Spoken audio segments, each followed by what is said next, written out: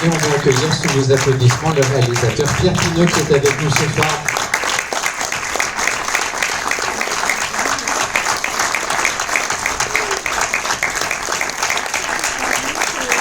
Bonsoir, merci beaucoup. Merci. Bienvenue. On vient de quitter vos personnages avec cette magnifique chanson signée Antoine Elie, La Rose et l'Armure. Votre film, il a une histoire comme beaucoup. Vous l'avez présenté il y a presque 1 an au Festival d'Angoulême. Ça veut dire que ça fait longtemps qu'il est prêt. Là, vous le présentez aux gens et on est proche de la sortie. Dans quel état d'esprit on est avec tout ce qui s'est passé, le retard qu'on a eu sur la sortie et l'attente justement?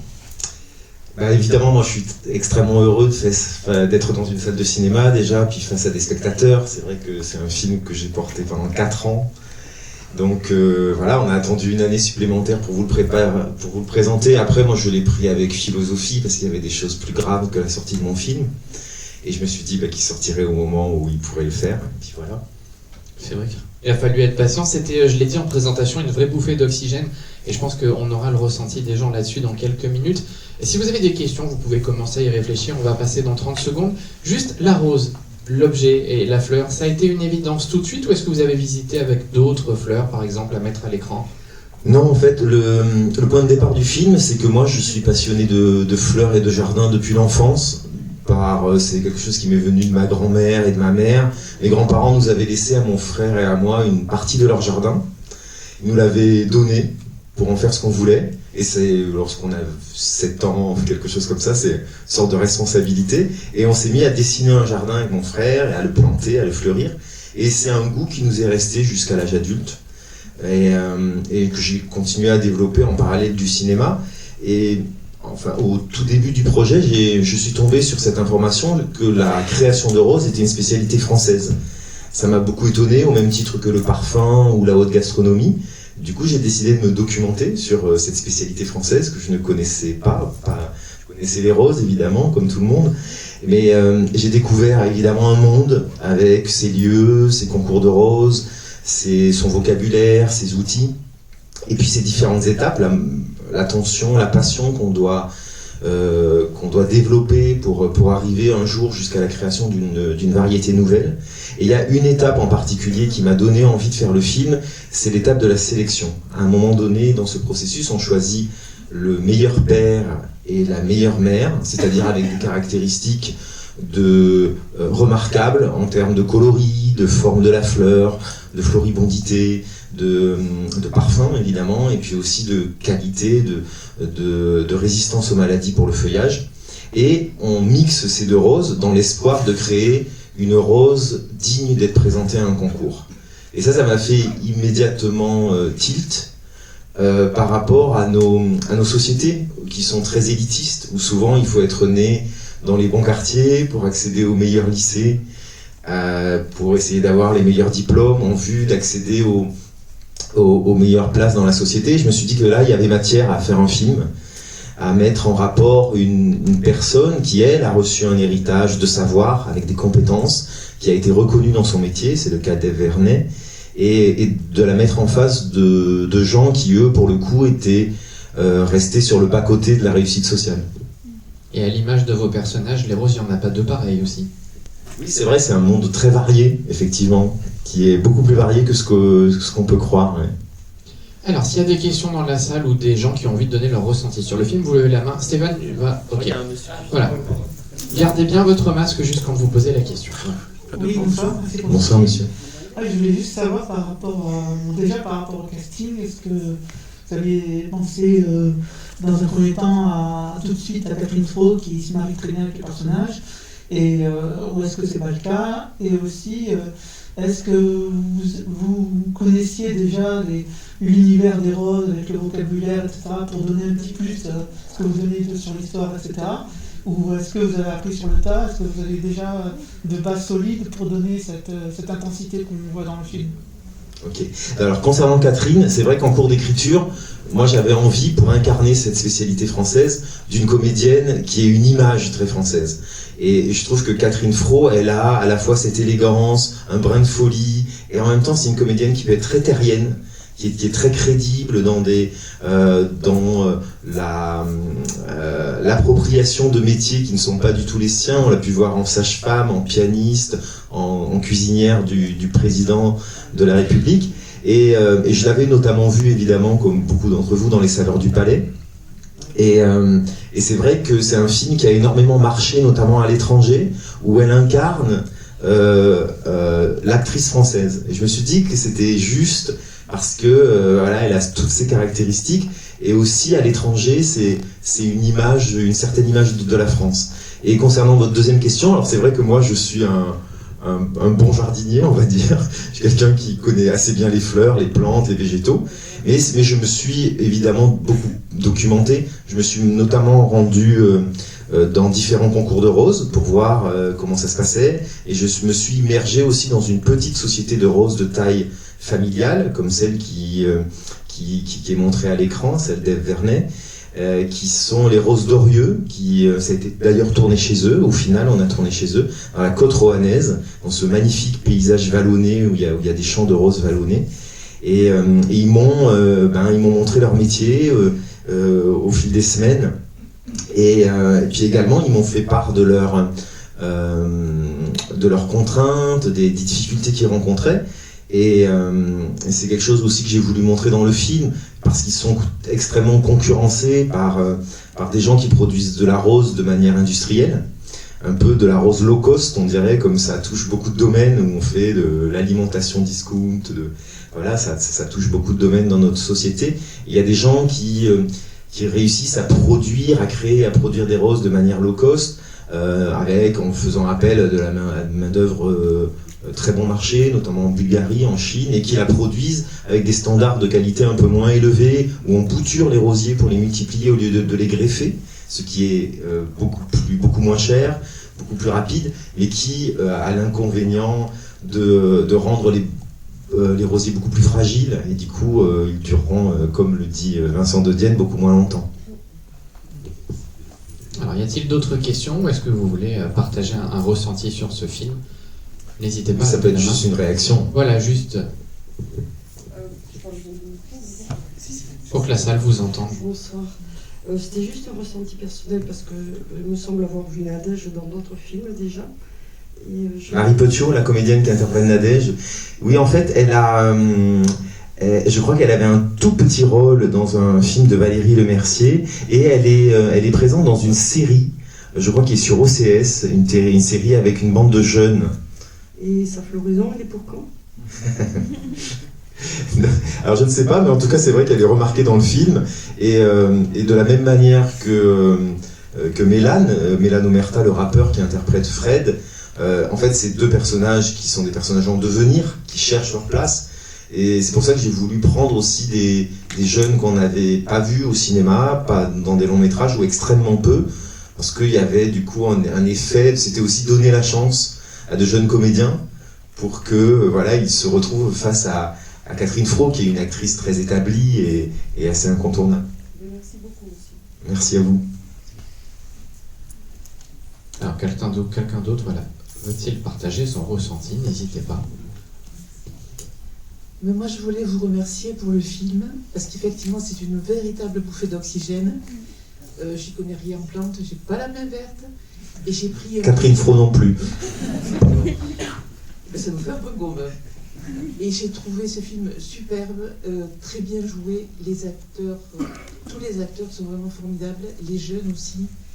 Et j'ai vraiment passé une super soirée. Voilà, et je voulais vous remercier. Merci, ça me touche beaucoup, merci beaucoup. Elles sont où, les roses? Elles sont où? Les roses. Alors d'une part, bon, il y a toutes les roses qui étaient dans les champs de roses où on a tourné, dans les serres. Ah, elles sont où? Ici, aujourd'hui? Ah, ben alors, malheureusement, elles sont toujours dans la côte roannaise. Ou dans les jardins, parce que c'est la meilleure période pour les roses en ce moment, en mai-juin. Il manque plus que l'odeur. On la ressent un tout petit peu dans le test olfactif quand même, d'une certaine manière. Et c'est vrai que ce que disait madame, et c'est ce que je disais en présentation, c'est une vraie bouffée d'oxygène. Et après un film, alors vous le saviez sûrement pas quand vous l'avez tourné, qu'on allait avoir un confinement, qu'on allait passer des mois enfermés, mais ça fait du bien aux gens effectivement d'avoir des beaux paysages, d'avoir de la nature, d'avoir ce bruit du vent, ces bruits de feuilles qui craquent, ces roses.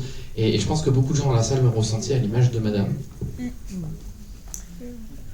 Oui, je voulais aussi un film qui parle de la beauté, mais aussi de la beauté des relations humaines, de la beauté des sentiments, même des choses très simples, de sentiments très simples.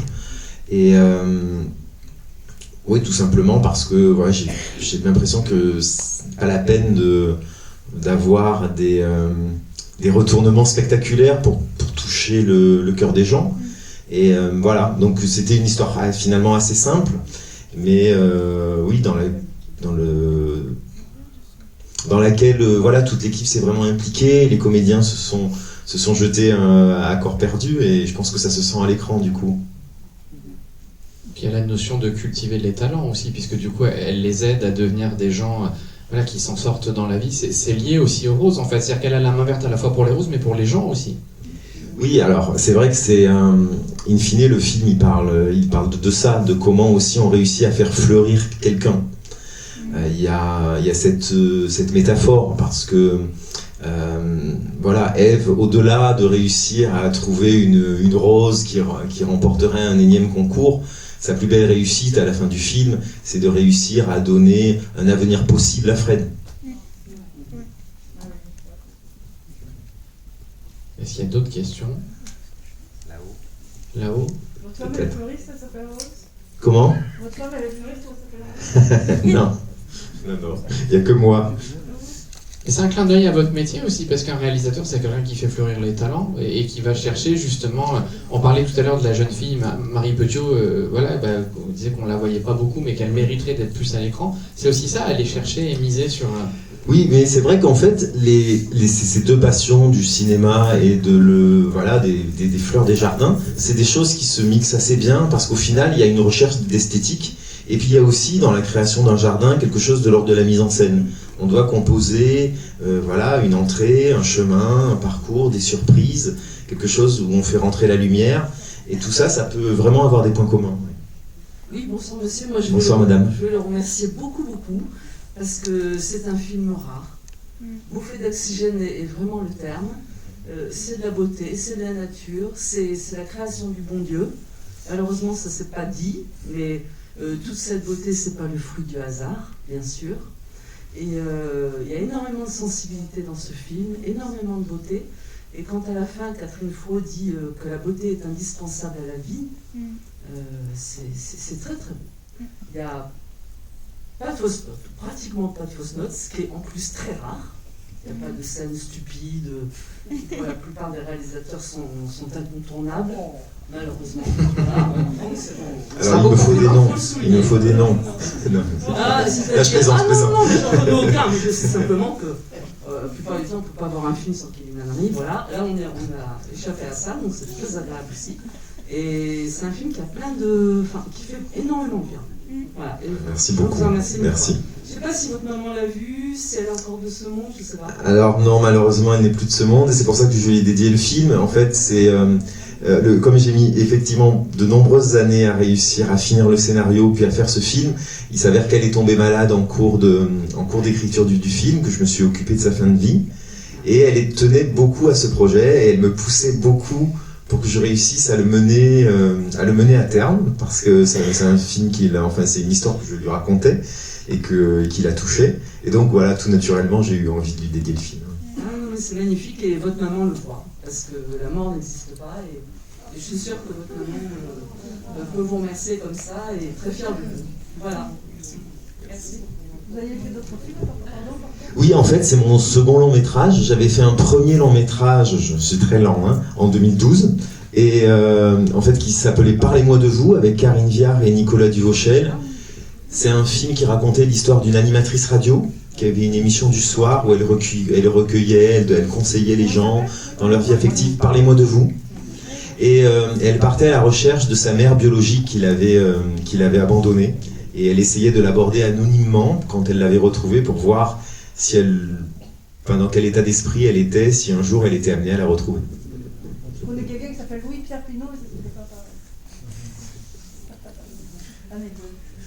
Alors, est-ce qu'on a d'autres questions ou réactions? Vous êtes nombreux à donner des avis positifs. Pensez en sortant de la salle à en parler autour de vous, à leur recommander ce film s'il vous a plu, à mettre des bonnes notes sur Allociné, à en parler sur les réseaux, parce que le bouche à oreille, c'est quand même le plus important pour les films. C'est la meilleure publicité du monde, donc comme vous êtes nombreux à être satisfaits ce soir, n'oubliez pas ce petit détail. Voilà. Ouais, merci d'avance. Et c'est vrai que c'est un film qui parle de la famille aussi, de comment on reçoit un héritage, on réussit à s'épanouir au sein d'une famille, ou au contraire, pour X raisons, qui des fois dépassent les parents elles-mêmes. Il y a certaines familles qui n'arrivent pas à faire fleurir quelqu'un. Et du coup, voilà, j'avais aussi envie de mettre ce parallèle avec l'histoire intime de Fred en parallèle de cette création de Rose, parce que, in fine, donc Ève devient une sorte de mère de substitution pour Fred, et lui, il est obligé de faire le deuil de ses parents biologiques parce que c'est des parents qui ne l'aident pas, bien au contraire, qui sont toxiques ou abandonnants, ou en tout cas qui le tirent plutôt vers le bas, et il est obligé d'avancer, de se tourner plutôt vers une famille du cœur. Voilà. Donc ça, c'est une thématique qui me tient à cœur. Ça montre aussi la force des convictions, parce que du coup, elle s'attache à ses idées, à son nom, à son héritage, et elle ne veut pas céder, en fait. C'est fort aussi comme message. Oui, elle a une vraie abnégation, c'est quelqu'un de têtu, d'obstiné, qui est indépendant aussi bien, qui veut rester indépendante professionnellement, mais qui est indépendante dans sa façon de penser et d'agir, qui veut essayer de garder une petite structure, mais avec des hauts standards de qualité, donc tout en essayant de dépasser ses difficultés financières. Et c'est quelqu'un qui, malgré tout, est aussi un peu étouffé par le sens du devoir, le souvenir qu'elle a de son père.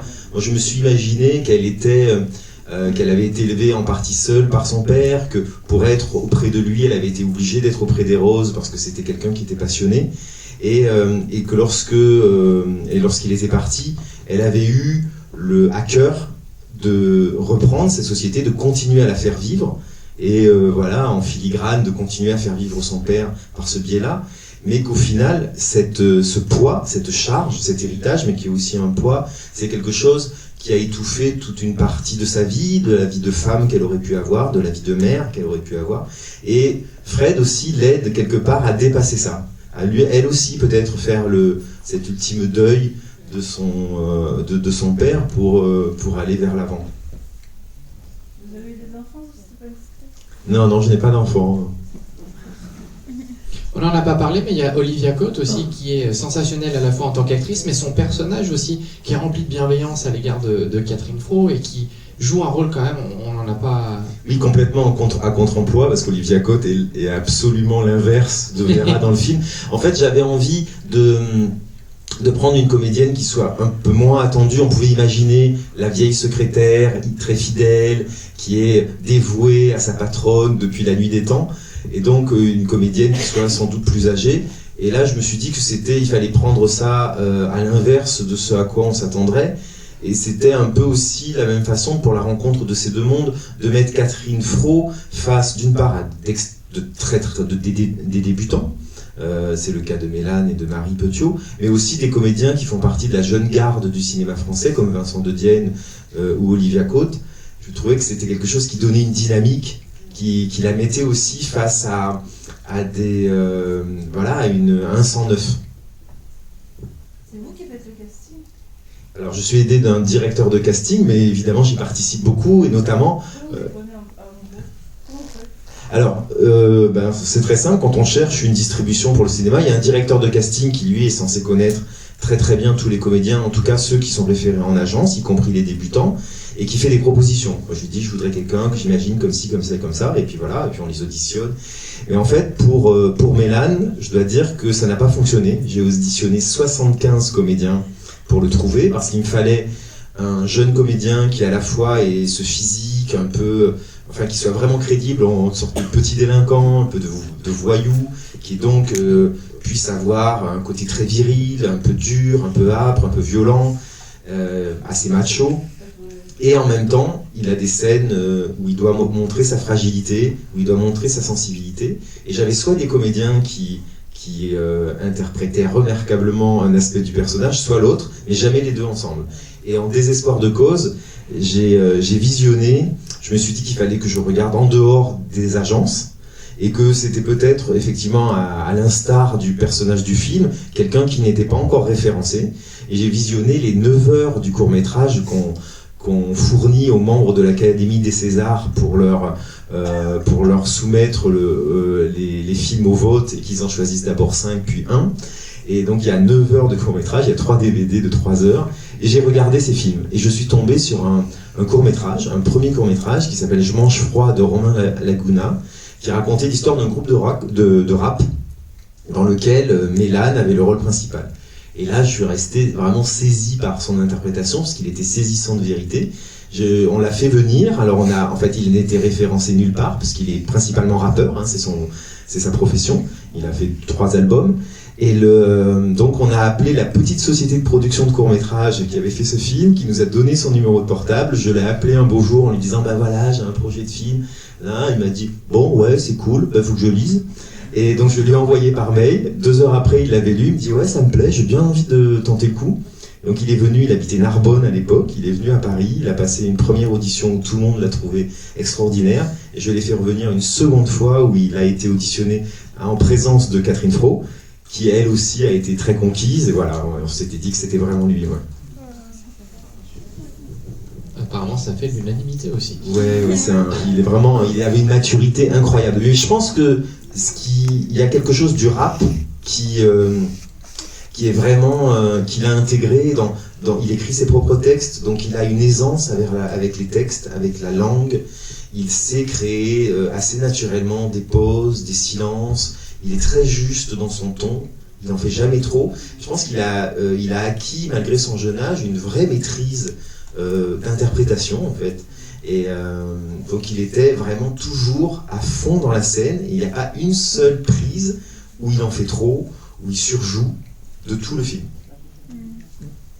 Est-ce qu'on a une dernière question ou réaction peut-être avant de... Oui, monsieur. Devant. On arrive. Bonsoir déjà. Bonsoir. Bon, je vous remercie pour le film. C'est vrai que ça fait sortir, ça fait voir le dehors, c'est sympa. Par contre, j'ai une petite frustration sur la fin du film.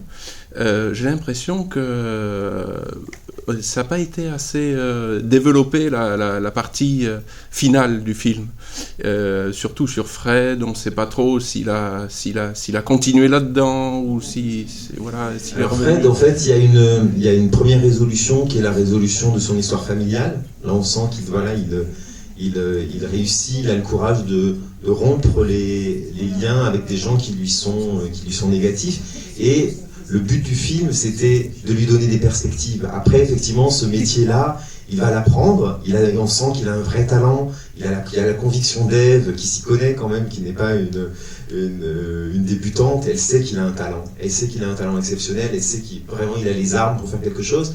Après, voilà, c'est quelqu'un à qui on ouvre une porte.